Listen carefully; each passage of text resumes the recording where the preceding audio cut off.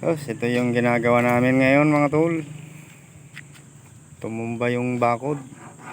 Ayan. Ang laki na ng giniwang.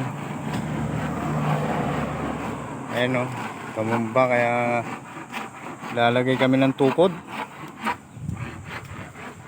Kailangan naming ituwid diretso mga tol. So hinuhukay yung loob, baka sakaling maitulak. Ano sa tingin nyo mga tol? Pogi ba yung mga naghuhukay? Yan o. Naghuhukay sa araw yan mga tol, pero sa gabi macho dancer. Ayan o. Ayan mga tol, hinuhukay yung loob. Ay nako, baka sakaling ayan o. Hinukay, abot na yung pundasyon yan. Abot na yung pundasyon.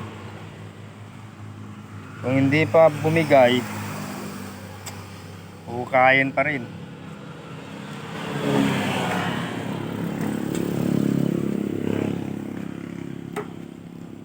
Ayan o.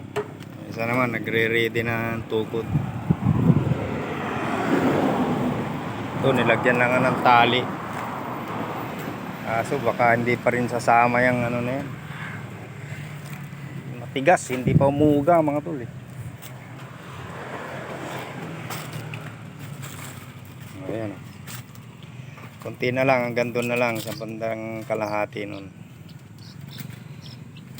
Baka sakaling bukas matapos na namin yan. Kasi magmamahal na araw na mga tol. Uwing-uwi na. Bigat na daw, nabigat na masyado yung puson. Kaya dinadaan na lang niya sa sayaw.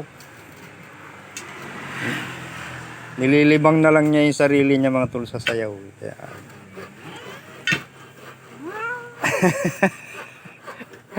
sabay kinod no. ayan.